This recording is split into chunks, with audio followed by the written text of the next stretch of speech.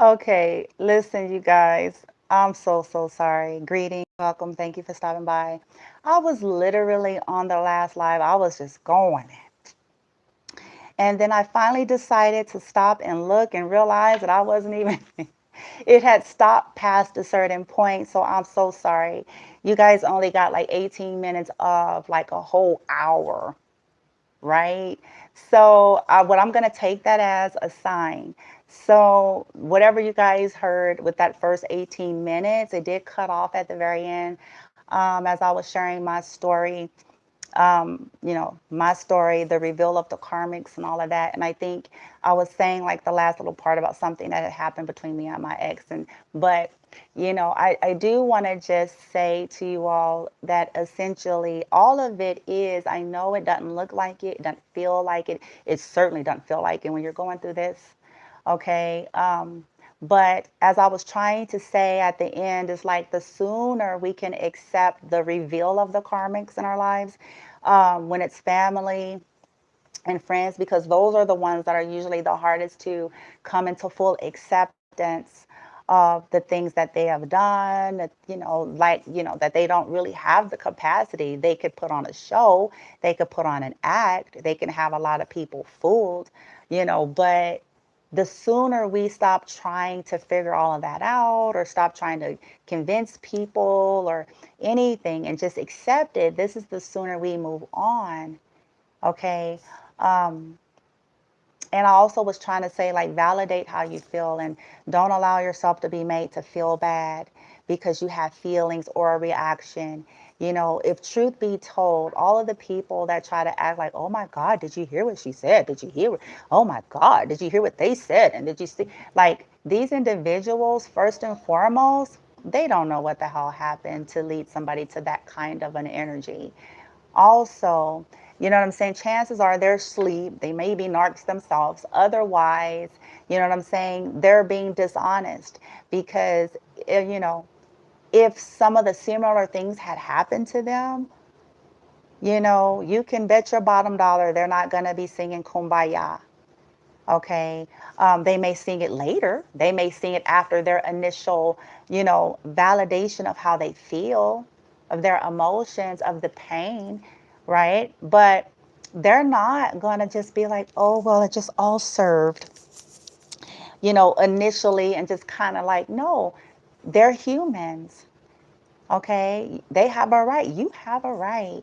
And really, my heart and soul's purpose for sharing all of my story, and I'll continue to share bits and pieces here, but it's not just for me, okay? It's in part for me because, again, collective, when we're on journeys like this and people have been hell bent on being sneaky, sly snakes behind your back and saying things and doing things sneakily over time, and still doing things, then at that point is where you're like, no, okay?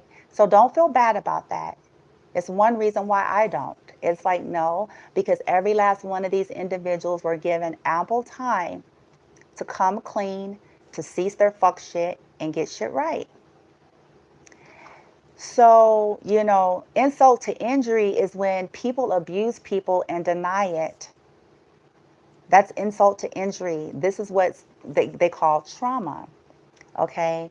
So this is why I have no respect for people that don't own up to their shit,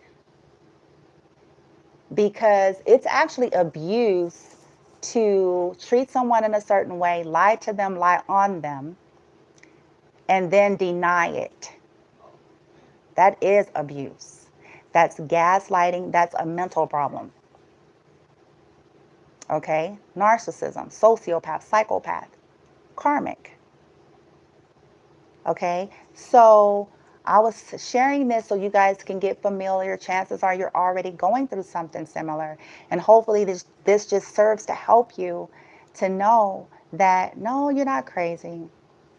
Okay, that's the narc's favorite game to play with the world.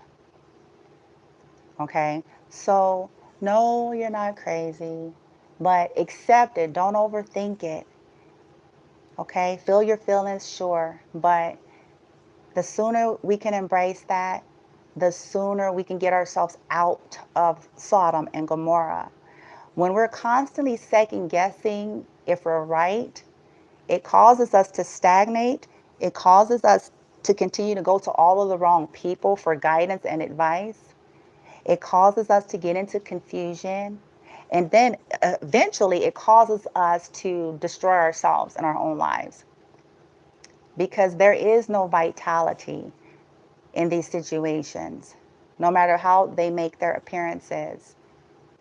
And anybody that actually gets close enough, long enough, starts to kind of figure some things out if they themselves are not the karmics. Okay. All right, you guys. So I just wanted to come back on because I realized that it had got cut short and I was just talking and I looked up. I was like, oh, shit. So I wanted to acknowledge that, and I'm sending y'all love and light. And listen, y'all got some folks out here that's on the same path as you. You know, do yourself a solid. Start going within for your own guidance. Do yourself a solid. You know, I even want to add, disclaimer about, when you're going to readers and you're going to energy healers, and, that's anybody. What I had to painfully go through is understanding that sometimes people are into things and it's corrupt. And the reason why I say corrupt is because, if the ego is ruling, if they're willing to do a service to bring harm to someone else, there's a distortion. If they can be bought off and paid to say something, if they're easily bought and sold and they will sell their integrity, then in the name of trying to fool somebody into thinking something about one person versus the other, and you know what I'm saying, if that's these people's operations, then they're distorted.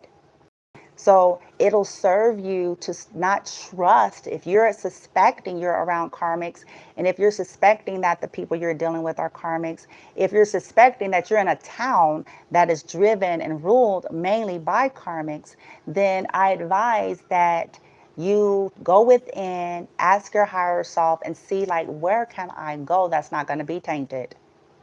Where can I go where it's going to be some pure energy? Okay, they're not going to try to bend my will. They're not going to try to input their shit. They're not going to fucking, you know what I'm saying, be jealous of something discovered, or they're not going to feel threatened and try to destroy me because of what they saw. And you know what I'm saying? Like, you got to ask, because some places are still in that ego-based grid, even though they try to act awakened. Okay, if they were awakened, they wouldn't conduct in certain things. They wouldn't feel threatened by no one else. They wouldn't try to steal. They wouldn't try to minimize. They wouldn't do sneaky shit. They wouldn't be ganging up on people. They wouldn't be paid to do fucked up shit. So just ask your guidance system. Go online. Perhaps seek something outside of your environment where you live. Do some research, okay? And then be minimum of what you share, in terms of your deep personal, because sometimes people know somebody and you're going to get a reading, and chance, just so happen they know your karmic. You know what I'm saying? Or something to that effect. And so we got to be I learned this. We got to be a little more careful, because they ain't finna tell you that. But you're sitting there, you're going to get a reading, and you say, oh, their name is so and so and so. So they're going to sit there and steer that reading to favor your karmic. Okay? Or if they're in love with your divine, or you know what I'm saying? Because when people are corrupt, they let their corruption and their ego rule their, practice versus true integrity. So, you know what I'm saying? Just be mindful, set intention, follow your guidance system. You'll know. Okay? All right. Send you guys love and light. Namaste.